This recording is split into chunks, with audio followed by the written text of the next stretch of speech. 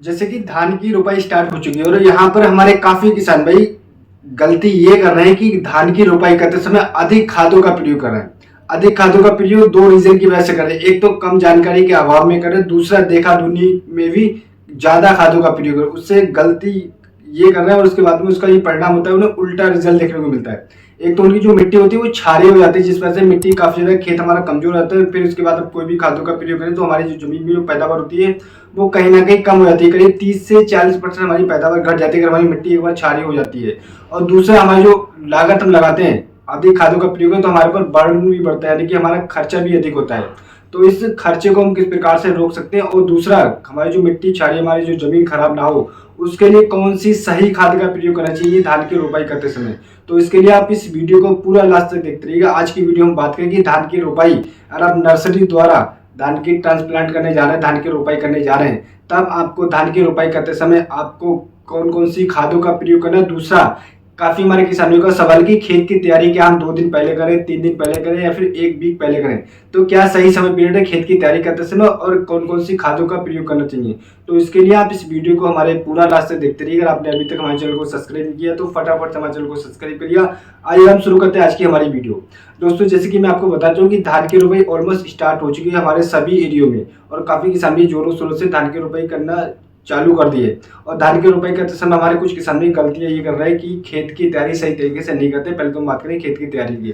खेत की तैयारी ये करते हैं कि 2 दिन पहले, 3 दिन पहले खेत की तैयारी शुरू करते हैं, तो आपको ऐसा बिल्कुल भी नहीं करना है। दूसरा, खेत की तैयारी करते समय आपको सड़े हुए देसी गोबर की खाद का प्रयोग अवश्य करना है। कम से कम 1 एकड़ में 2 से 3 ट्रॉली कम से कम डालिएगा सड़े हुए गोबर की खाद। उसके बाद अगर कोई भी रासायनिक खाद का प्रयोग करें तभी आपकी जो जमीन है वो काफी ज्यादा उपजाऊ होगी और जमीन में पावर बढ़ेगी और आप अधिक पैदावार ले पाएंगे। अगर आप सड़े हुए देसी गोबर की खाद का प्रयोग नहीं करें, तो अगर आप रासायनिक खादों पर निर्भर रहेंगे तो आपकी पैदावार कहीं ना कहीं कम हो सकती है।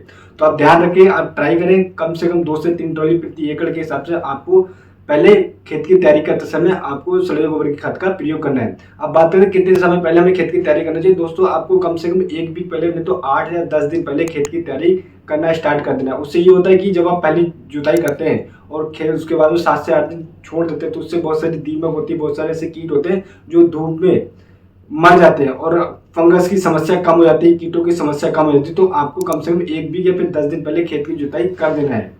और उसके बाद में अब बात करते हैं कौन कौन सी खादों का प्रयोग करना है। तो जो दोस्तों, सबसे पहले मैंने आपको बताया कि सड़े गोबर की खाद का प्रयोग आपको अवश्य करना है। अब उसके बाद में हम बात करते हैं कि रासायनिक खादों में हमें कौन कौन सी खादों का प्रयोग करना है। तो दोस्तों, मैं आपको जो डोज बताने वाला हूँ, ये डोज आप लिख लीजिएगा कापी और पेन से। ये डोज काफी लंबे समय से मैं यूज करता चला आ रहा हूँ और उसका रिजल्ट काफी ज्यादा शानदार है। एक तो आपकी मिट्टी क्षारीय नहीं होगी, दूसरा आप कम बजट में, कम खर्चे में अच्छी खाद का प्रयोग करके आप बहुत ही अच्छा उत्पादन ले सकते हैं। कम से कम अगर आप इस खाद का प्रयोग तो एवरेज उत्पादन की बात करें 35 से 40 कुंटल प्रति एकड़ के हिसाब से आप उससे धान का उत्पादन ले सकते हैं। तो दोस्तों, सबसे पहले मैं आपको बता दूं कि आपको जो खाद लेना है वो लेना है डीएपी 1 बैग, यानी कि 50 किलोग्राम प्रति एकड़ के हिसाब से आपको लेना है। जो मैं डोज बता रहा हूँ आपको सारी एकड़ के हिसाब से बता रहा हूँ। तो आपको 1 बैग 50 किलोग्राम डीएपी लेके आना है और उसके साथ में आपको यूरिया लेना है कम से कम 45 से 50 किलोग्राम, मिनिमम 45 किलो, नहीं तो 50 किलोग्राम आप एकड़ के हिसाब से डाल सकते हैं।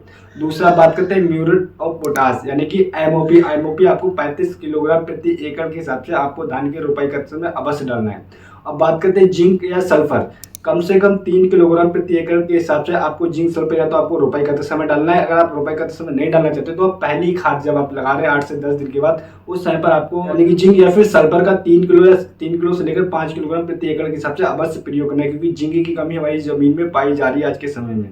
तो आपको जिंक या तो रोपाई करते समय डालिएगा, नहीं तो आप पहली खाद में भी इसे डाल सकते हैं।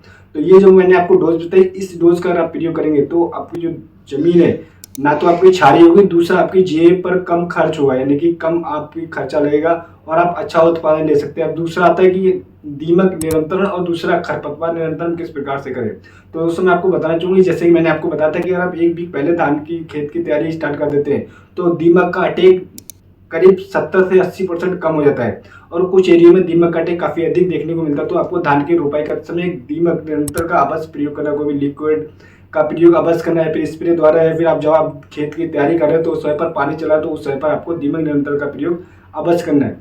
अब दूसरा जो एक चैलेंज आता है कि खरपतवार का काफी हमारे किसानों की जमीन में पानी ज्यादा रहे, तक होल्ड नहीं हो पाता, रुक नहीं पाता, जिस वजह से उनकी खरपतवार उगने की समस्या देखने को मिलती है। तो आप खेती की तैयारी करते समय किसान भाइयों खरपतवार नियंत्रण का भी कोई भी लिक्विड है आपके एरिया में जो भी बेस्ट खरपतवार नाशी हो, उस बेस्ट खरपतवार नाशी का प्रयोग अवश्य करें। धान की रोपाई करते समय अगर आप लेट हो जाएंगे तो वहीं पर आपको घाटे का सामना करना पड़ सकता है। तो यानी दीमक नियंत्रण, दूसरा आपको खरपतवार नियंत्रण, इन दोनों चीजों का प्रयोग आपको आपकी रिक्वायरमेंट के हिसाब से करना। आपको लगता है कि ये समस्या नहीं है, ना दीमक की समस्या है ना खरपतवार की समस्या है, तब आपको नहीं करना है। अगर आपको लगता है कि ये समस्या है तो आपको अवश्य करना है। तो दोस्तों अगर आप इस तरीके से, दूसरा जो मेन रीजन और होता है काफी हमारे किसान तो धान की जो रोपाई होती है वो बहुत ज्यादा घनी कर देते हैं या बहुत ज्यादा दूरी पर करते हैं, तो ऐसा भी आपको नहीं करना है। उचित दूरी पर आपको धान की रोपाई करना है। 12 से 15 सेंटीमीटर के हिसाब से आपको धान की रोपाई करना है। अगर आप एकड़ से 35 से 40 कुंटल प्रति एकड़ के हिसाब से आप धान के उत्पादन लेना चाहते हो तो आप उचित दूरी पर ही रोपाई करें, तभी आप अच्छा पैदावार ले पाएंगे। तो दोस्तों जो मैंने आपको खाद बताई, अगर आप इस खादों का और जो मैंने आपको जानकारी दी, अगर आप इन जानकारी छोटी छोटी सी बातों पर ध्यान रखते हैं और इन चीज़ों पर कंट्रोल करते हैं तो अपनी धान की फसल से कम 35 से लेकर 40 कुंटल प्रति एकड़ के हिसाब से धान से पैदावार ले सकते हैं।